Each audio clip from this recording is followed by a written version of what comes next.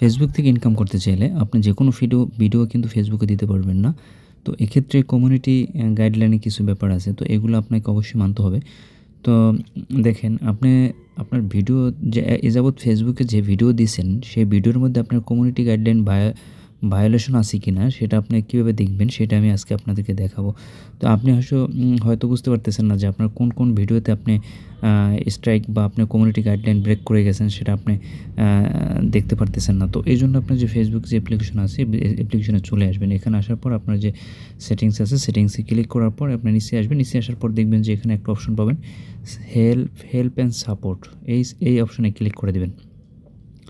তো এখানে ক্লিক করার পর আপনি এখান থেকে সাপোর্ট ইনবক্স এটার মধ্যে ক্লিক করে দেবেন সাপোর্ট ইনবক্স।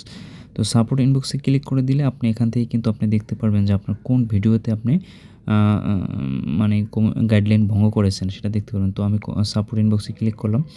এখান থেকে আপনি যে অপশনটা পাবেন সেটা হচ্ছে যে দেখবেন যে ইউর অ্যালার্টস এটাতে ক্লিক করে দেবেন।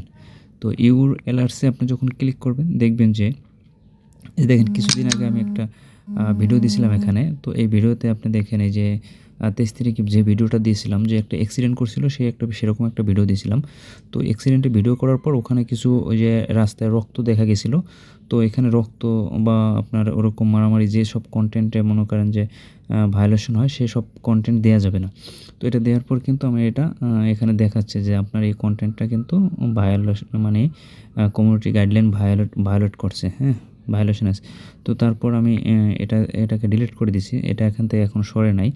তো আরও কয়েকটা ভিডিও আমার ছিল সেগুলো আমি ডিলিট করে দিয়েছি। তারপর এখানে দেখতে পাবেন যে রিপোর্ট অ্যাবাউট আদার্স। তো এখানে ক্লিক করলে আপনি দেখবেন যে নো রিপোর্ট মানে এখানে অন্য কোনো রিপোর্ট বা অন্য কোনো স্ট্রাইক বা ভায়োলেন্স কিন্তু এখানে নাই। ভায়োলেশন নাই।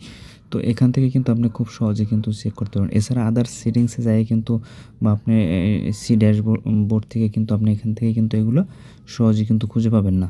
তো ধন্যবাদ সকলকে আজকে পর্যন্ত ভালো থাকবেন সবাই। অবশ্যই চ্যানেলটি সবাই সাবস্ক্রাইব করে রাখবেন।